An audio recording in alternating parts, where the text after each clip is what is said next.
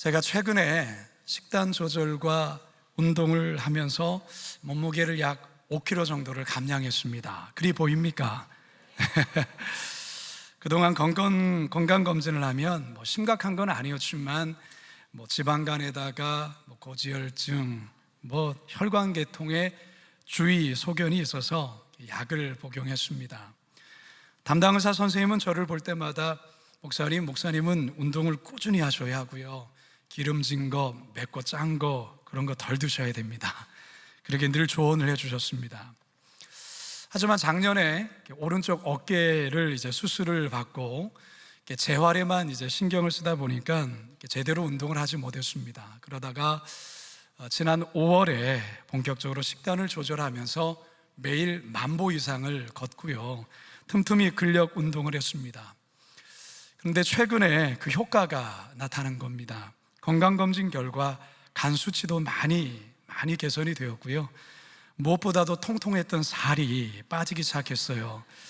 이 사진이 왜 웃습니까?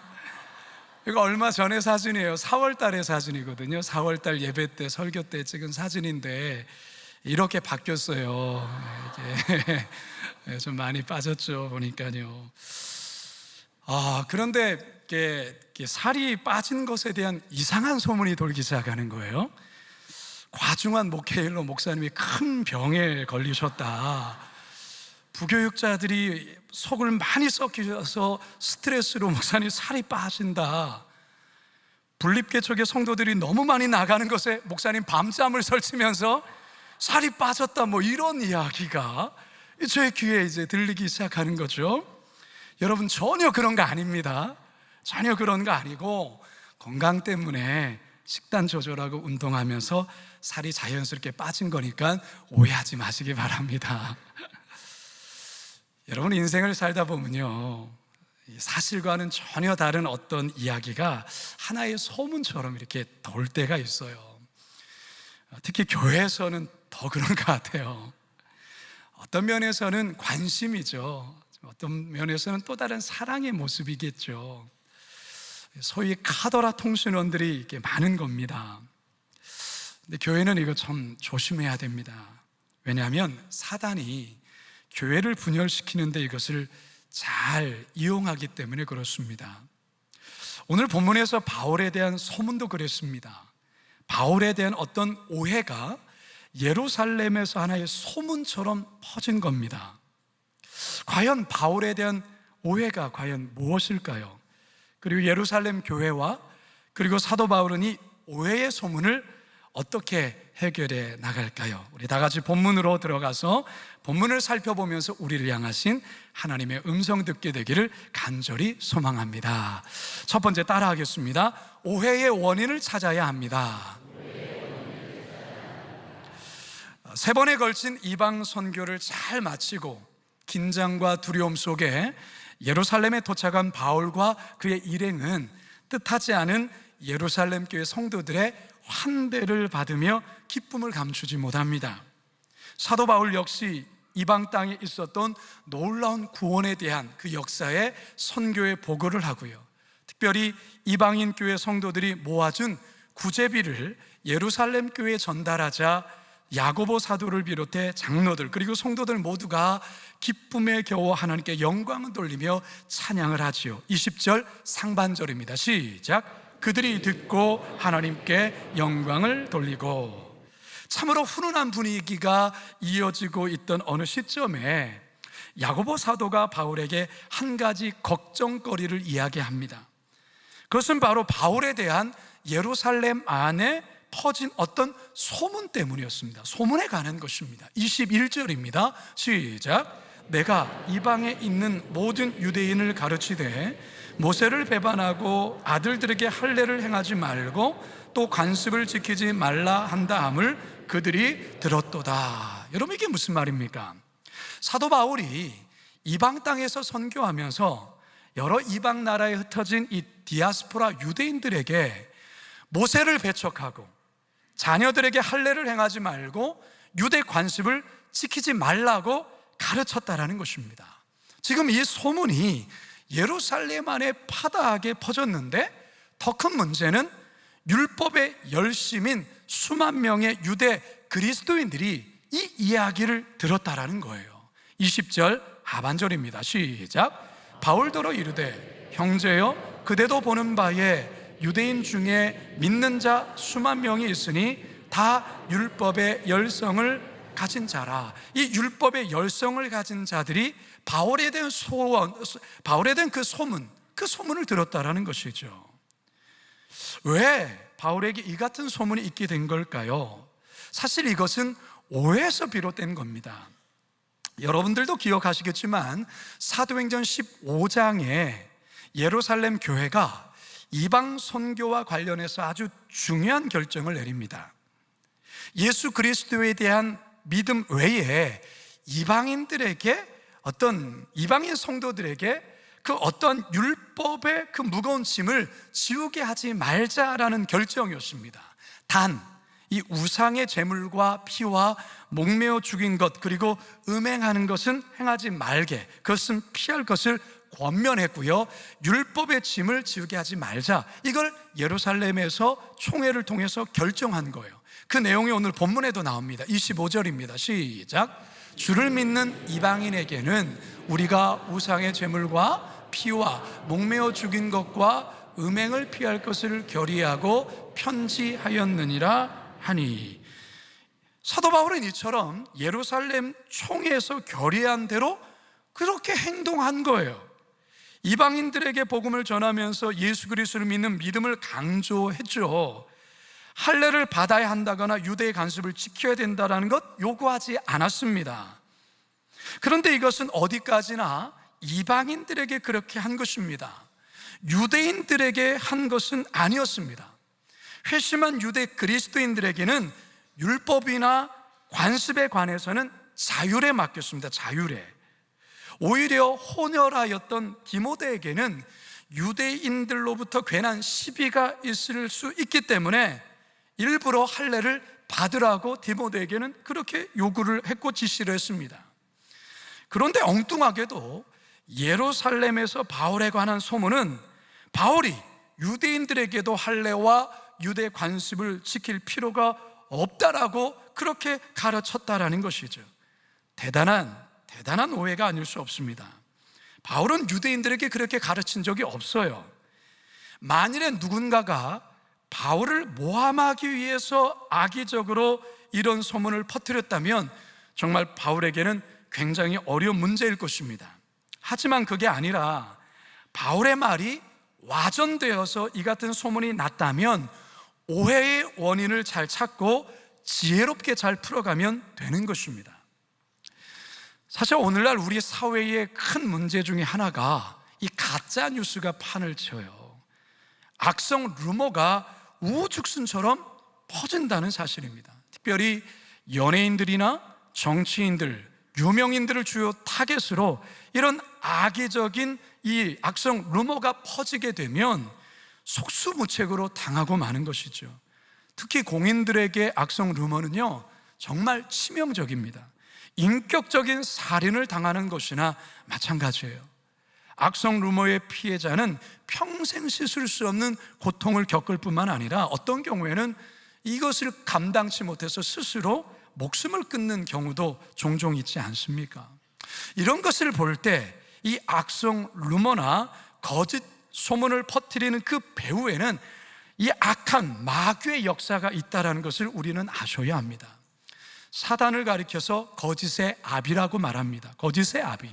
사단이 역사하는 것은 온갖 거짓말, 거짓 소문, 비방, 험담이 난무하는 것입니다. 요한복음 8장 44절 하반절입니다. 시작. 진리가 그 속에 없으므로 진리에 서지 못하고 거짓을 말할 때마다 제 것으로 말하나니 이는 그가 거짓말쟁이요 거짓의 아비가 되었음이라.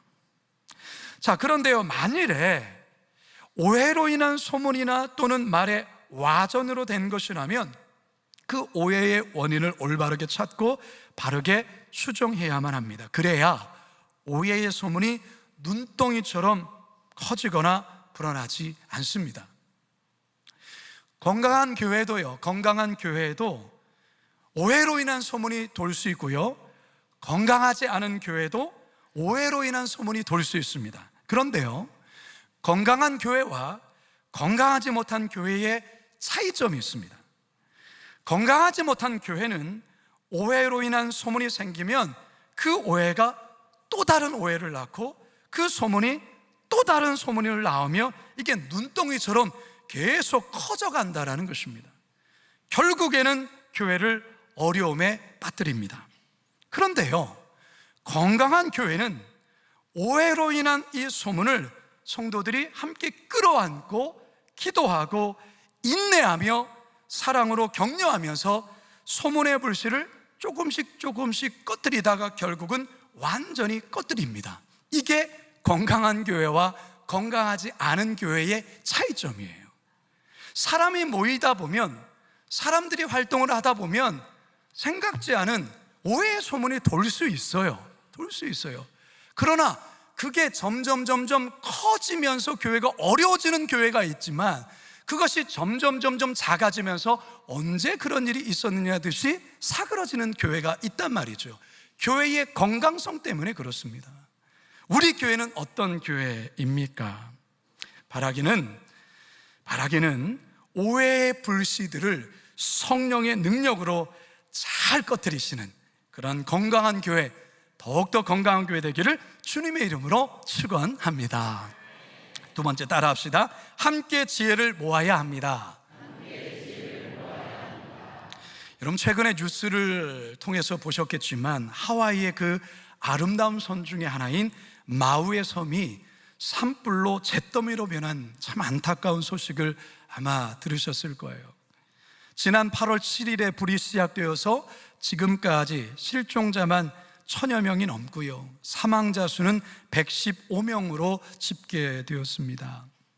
이 산불의 원인은요, 강풍에 끊긴 전선에 이제 스파크가 튀었는데, 이 스파크가 강풍을 타면서 삽시간에 주변 산으로 번지고, 또한 그 나무로 이렇게 집들을 지었지 않습니까? 섬 전체가 그야말로 화마에 휩싸이게 된 거예요. 여러분, 이렇게 아름다웠던 섬, 저게 참 마우의 섬의 아름다운 섬의 모습인데 이렇게 변했어요. 이렇게 회색빛으로, 잿빛으로 변해버렸어요. 얼마나 참 안타깝습니까? 지금 하와이뿐만 아니라 세계 여러 나라의 대규모 산불로 큰 어려움들을 겪고 있습니다. 캐나다는 수개월째 산불이 진행되고 있어서 국가 비상사태를 선포했다는 그런 뉴스도 듣습니다. 우리나라도 예외가 아니에요. 지난 4월에 강원도 강릉에 시작된 불로 온 산이 타서 많은 이재민들이 발생했습니다. 그렇다면 왜 요즘에 이처럼 산불이 과거에 비해서 자주 발생하는 걸까요? 전문가의 말에 의하면 이 이상기후가 한몫을 한다는 거예요. 지금 지구가 많이 아픈 거 아시죠? 지구가 많이 아파요. 강수량은 턱없이 부족하고 고온 건조한 날씨가 계속되면서 산불이 잦아졌다는 거예요. 여기에 강한 바람이 대형 산불로 키우는데 결정적인 역할을 한다는 것이죠. 이번 하와이 산불이 그렇습니다. 자, 그런데 여러분, 이처럼 어마어마한 산불도 시작은 작은 불씨로부터 시작된다는 거예요. 처음부터 큰 불로 시작되는 것이 아니고요, 작은 불씨에서 시작됩니다. 무심코 버린 담배꽁초, 고압선의 작은 이 불꽃, 이렇게 시작이 됐는데 이게 번지면서 큰 산불이 되고 수십 년, 수백 년을 갖고 온 산과 나무와 꽃이랑 마을을 그냥 한순간에 집어삼켜버리는 것입니다. 성도 여러분, 이게 단지 산불에만 해당될까요? 아닙니다. 우리의 가정도, 우리의 직장도, 우리의 교회도, 우리의 사회도, 우리의 국가도 그럴 수 있어요. 아주 작은 불씨가 어느 순간 큰 화마로 변하면서 모든 것을 태워버리고 삼켜버릴 수 있습니다. 그렇다면 그러한 교회나 가정이나 직장이나 사회나 국가의 이 공동체를 태워버릴 수 있는 그 작은 불씨가 뭐냐? 그게 바로 오해에서 비롯된 소문이라는 것이죠. 오해에서 비롯된 소문, 이게 작은 불씨예요. 이 작은 불씨를 확인해야 되고요, 이 작은 불씨를 꺼야 합니다. 사도 바울에 대한 이 거짓 소문, 예루살렘 교회 수장인 야고보도 그리고 지도자들인 장로들도 이 일로 인해서 깊은 고민에 빠집니다. 물론 야고보 사도가 바울을 절대로 오해하지 않습니다. 바울이 할례를 행하지 말라, 또한 간습 지킬 필요가 없다, 이렇게 유대인들에게 가르쳤다고 절대 생각하지 않습니다. 그런데 문제는 많은 다른 사람들이 그 소문을 그대로 믿고 있다라는 거예요. 그래서 야고보 사도가 이거 어떻게 해야 될까 깊은 고민에 빠진 거죠. 자, 22절 함께 읽습니다. 시작. 그러면 어찌할꼬? 그들이 필연 그대가 온 것을 들으리니. 그러면 어찌할꼬? 이 야고보 사도의 한숨이 느껴지지 않습니까? 한창을 고민하던 야고보와 장로들에게 아주 좋은 지혜가 하나가 떠오릅니다. 그것은 뭐냐면 유대의 이 지키는 관습 중에 하나를 바울이 공개적으로 거기에 참여함으로 그것을 사람들에게 보임으로 바울이 율법을 지키지 않는 자다, 바울이 율법을 지키지 않는다고 가리키는 자다라고 그 알려진 그거를, 그 오해를 종식시키자, 이런 생각을 하게 된 것이죠. 자, 그게 구체적으로 어떤 내용이냐? 23절, 24절입니다. 시작.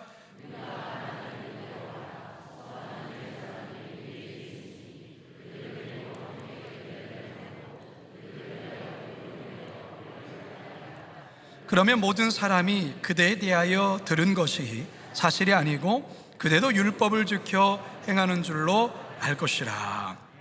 여러분, 이게 무슨 말이냐면요, 당시에 신자들 중에서도 율법의 예를 쫓아서 소원하는 사람들이 가끔 있었습니다. 예를 들어 어떤 위중한 병에서 정말 고침을 받았거나 죽을 고비에서 정말 구사일생으로 살았거나 어떤 큰 손해를 모면했거나 했을 때 하나님 앞에 자신이 받은 그 은혜에 보답하고 감사하기 위해서 특별한 소원의식을 행했는데, 그게 바로 구약에서의 나실인 소원이라는 것입니다. 나실인 소원. 이 소원을 하면 적어도 30일 동안에는 이 포도주와 고기를 먹지 말아야 하고요, 시작하는 첫날 처음 시작할 때 7일과 마지막 끝낼 7일은 이 머리를 깎아야 했다라는 것이죠. 그리고 8일째 때는 번제와 하목제와 소제를 하나님 앞에 감사함으로 드려야 했습니다. 자, 근데 여러분, 여기에 비용이 꽤 들어갑니다. 이런 어떤 제사를 드리는데도 굉장히 돈이 좀 들어가고요, 머리를 깎는데도 비용이 들어가는 것이죠. 그렇기 때문에 가난한 사람들에게는 하나님께 감사하며 이거를 하고자 해도 비용 때문에 이거를 엄두를 잘 내지 못했다라는 것이죠. 소원은 했지만 돈이 없어가지고 이걸 행하지 못하는 이들이 있었습니다. 그래서 이런 일을 딱하게 여기는 사람 중에 좀 돈이 있는 분들은 돈을 대신 내주는 경우가 있었습니다. 돈을 대신 내주는. 지금 야고보와 이 장로들이 바울에게 이것을 제안하고 있는 거예요.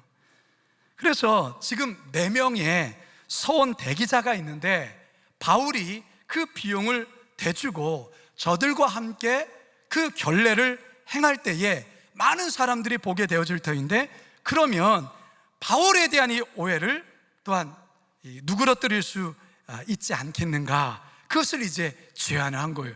아주 좋은 지혜이죠. 좋은 지혜이죠. 여러분, 우리가 인생을 살다 보면 정말 이 문제 어떻게 풀어야 될까, 그렇게 고민하게 되는 문제들 있습니다. 그런데요, 여러분 기억하십시오. 반드시 해결할 방법도 있다라는 사실입니다. 그렇기 때문에 여러분, 너무 쉽게 좌절해서는 안 됩니다. 지금 당장의 눈앞에 있는 이 암담한 문제로 인해서 여러분 쉽게 포기해서는 안 돼요. 우리 주님께서 여러분을 도와주십니다. 시편 32편 7절 8절입니다. 시작. 주는 나의 은신처이오니 환난에서 나를 보호하시고 구원의 노래로 나를 두르시리이다. 내가 내 갈 길을 가르쳐 보이고 너를 주목하여 훈계하리로다. 우리 주님께서 우리를 도와주시겠다는 거예요.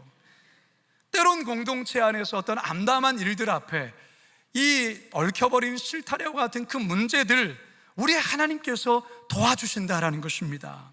중요한 것은요, 교회 공동체가 마음이 나뉘어져서는 절대로 안 됩니다. 교회 공동체 안에 마음을 하나로 합치셔야 해요. 뜨겁게 기도하며 하늘의 지혜를 구하셔야 됩니다. 그러면 하나님께서 반드시 놀라운 지혜를 주십니다. 그 문제를 헤쳐갈 수 있는 지혜를 주신다라는 것입니다. 따라서 혼자서만 끙끙 앓지 마십시오. 목장에서 공동체 안에서 마음을 함께 나누시고 함께 지혜를 모으실 때에 정말로 생각하지 못했던, 뜻하지 않았던 새로운 길들을 발견하게 될 것이고 하나님께서 새로운 길들을 인도하실 것입니다. 이런 놀라운 축복의 역사가 우리 모두에게 있게 되기를 주님의 이름으로 축원합니다. 마지막 세 번째 따라 하시죠. 양보와 타협이 있어야 합니다. 여러분, 사도 바울이요, 과거에 율법에 얼마나 열심히 였는 자인지 몰라요. 그는 일찍이 이 다소의 출생인이었지만 그는 예루살렘으로 유학을 왔습니다. 당대 최고 율법학자 가말리엘 밑에서 사사를 받으면서 훌륭한 율법 교사의 꿈을 꿨던 자가 바울입니다. 누구보다 율법에 열심이었죠. 그랬던 그가 다메섹 도상에서 빛 가운데 찾아오신 예수님을 만나고 그리스도를 만난 이후에 그는 구원이라는 것이 율법의 행위에 있는 것이 아니라 예수 그리스도를 믿는 그 믿음으로 말미암아 얻게 된다는 진리를 깨닫게 된 것이죠. 그래서 그는 세계를 다니면서 값없이 주시는 이 하나님의 은혜의 복음을 지금까지 전하고 있는 것입니다. 이 같은 복음에 변화된 이방교회 대표 지도자들을 이 사도 바울이 이번 예루살렘 교회 방문에 함께 데리고 온 거예요. 그런데 뜻하지 않은 이 바울에 대한 거짓 소문에 지금 모두가 곤란한 상황에 처해지게 된 것이죠. 바울은 야고보 사도와 장로들의 제안을 받아들입니다. 그래서 이 고비를 넘기려 하지요. 26절입니다. 시작.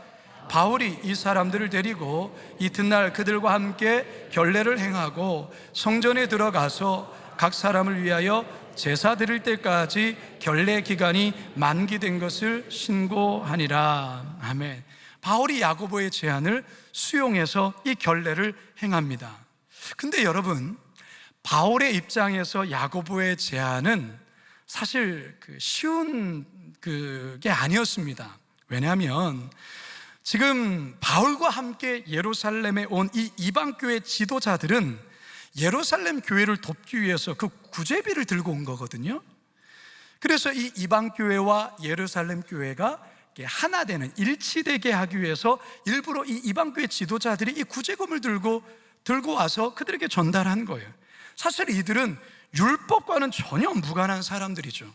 바울 또한 그동안 이방인들에게 율법의 행위가 아니라 오직 예수 그리스도를 믿는 믿음으로 구원받는다라고 이방인들에게 그렇게 강조하며 가르쳤어요. 그런데 마치 바울 자신이 이것을 어기는 모습처럼 이방교회 지도자들에게 비춰질 수 있고 오해를 받을 수 있는 사실 모습이거든요. 그럼에도 불구하고 바울이 야고보 사도의 제안을 받아들인 이유가 무엇입니까? 다른 데 있지 않습니다. 이 거짓 소문을 잠잠케 하기 위해서요.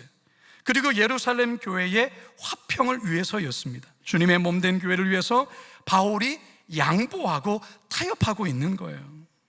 그렇다고 해서 바울이 복음에 관한 본질까지 양보하고 타협한 것은 절대 아닙니다. 구원은 예수 그리스도를 믿는 믿음으로만 되는 것입니다. 이 복음의 본질은 결코 타협할 수 없습니다. 하지만 바울의 어떤 생각, 그동안 주장했던 것, 그거 잠시 내려놓고 있다는 것이죠. 왜요? 예루살렘 교회의 화평을 위해서 그러는 거예요. 한때 유명한 교회들이 교회 안에서 심하게 다투는 일들이 종종 있었어요. 정말 치열하게 싸우시더라고요. 싸우고 있는 분들에게 왜 그렇게 치열하게 싸우냐고 물어보면 모두 다가 똑같이 얘기하는 게 있어요. 다 교회를 위해서 하는 것입니다. 이렇게 다 교회를 위해서. 정말 교회를 위해서 하는 걸까요? 정말일까요? 자기의 생각, 자기의 주장, 그건 내려놓지 못해 싸우는 것 아닐까요? 자기가 옳고 남은 잘못됐다라고 그렇게 하면서 싸우는 것 아닐까요? 그러면서 하나님의 이름으로, 그러면서 교회를 위해 싸운다라고 그렇게 말하는 거예요. 착각이죠. 성도 여러분, 바울은 교회 평화를 위해서 자기의 생각과 자기의 주관 내려놓고 있습니다. 이방 교회 지도자들에게 자칫 오해를 받을 수도 있지만 야고보 사도와 장로들의 제안을 수용한 거예요. 왜요? 하나님 나라의 화평을 위해서. 오해의 작은 불씨가 교회에서 활활 타고 있는 이 지금의 상황 앞에서 바울이 기꺼이 양보하고 타협하고 있는 거예요. 그래서 그 불씨를 꺼뜨리고 있는 것입니다. 이게 바로 아사 교회생이에요. 우리 정성진 목사님이 늘 강조하셨던, 목회의 중심에 섰던 게 바로 아사 교회생 아니에요. 우리 성도들이 늘 이 아사 교회생 들으셨잖아요. 저희 목양실에도 아사 교회생 이 글이 쓰여 있습니다. 아사 교회생, 그게 뭡니까? 내 생각, 내 주장, 내 자존심, 내 체면, 하나님 나라와 하나님의 뜻 앞에 그것을 기꺼이 내려놓는 거예요. 우리 예수님도요, 온갖 오해와 수모를 받으셨죠. 우리를 구원하시기 위해 끝까지 참고 인내하심으로 결국 구원의 역사 이루지 않으셨습니까? 자신을 향해 손가락질하고 비난거리며 가짜 메시아라고, 가짜 왕이라고 말하는 그 군중들, 여러분, 사실 예수님 마음만 먹으면 지금이라도 12영 더 되는 천사들 동원해서 쓸어버릴 수 있어요. 그래서 멋지게 하나님 아들됨, 메시아됨 보여줄 수 있어요. 하지만 우리 예수님 그렇게 하지 않으시죠. 왜요? 하나님의 뜻이 아니기 때문에 그래요.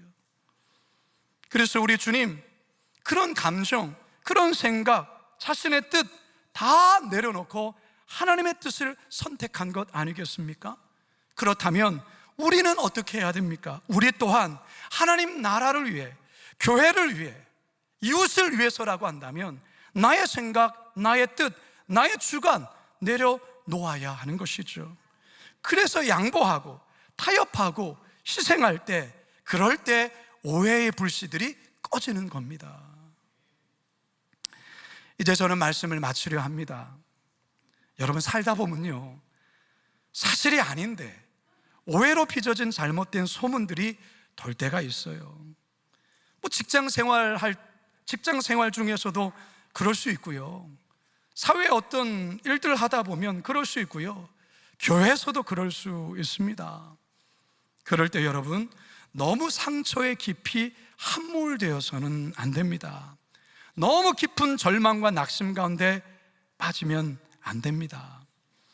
어떻게 오해 소문이 시작되었는지 그 원인을 남에게서 찾지 말고요, 일단은 자기 자신에게서 한번 찾아보시길 바라요. 혹시 내가 좀 다른 사람 볼 때 교만한 행동하지는 않았는가? 나도 모르게 좀 거들먹거리지는 않았는가? 그게 오해를 사게 했던 것은 아닌가? 자신을 한번 돌아보시는 것 중요합니다. 그리고 그 상한 마음이 있다면 교구 목사님, 지구장, 장로님들에게 그 마음을 함께 나누시고 함께 지혜를 찾을 수 있기를 바랍니다. 중요한 것은요, 내 감정, 내 생각, 그 하나님 앞에 기도하면서 좀 내려놓으셔야 됩니다. 그러면요, 신기하게도 하나님의 때에, 하나님의 방법대로 그 오해는 풀리고요, 오해의 불씨는 꺼지게 될 것입니다.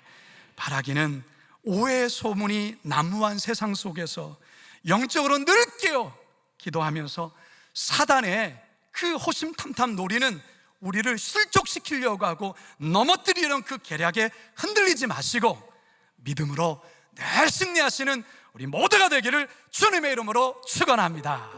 축원합니다. 축원합니다. 우리 제 말씀을 기억하면서 함께 이 찬양, 결단의 찬양 드립시다. 기도를 멈추지 마라. 기도를 멈추지 마라. 눈앞의 상황이 마음을 눌러도 원망치 마라. 원망치 마라. 너의 힘을 지켜라. 저들은 너의 힘을 보고 있다. 마음을 뺏기지 마라. 마음을 뺏기지 마라. 내가 널 도우지 않는단 소리에 너의 모든 게 불리해도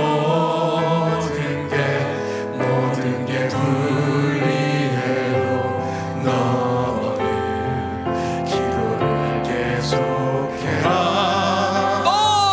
너 기도를 멈추지 마라. 내가 너의 그 모든 상황을 바로 역전시키리니 기도를 멈추지 마라.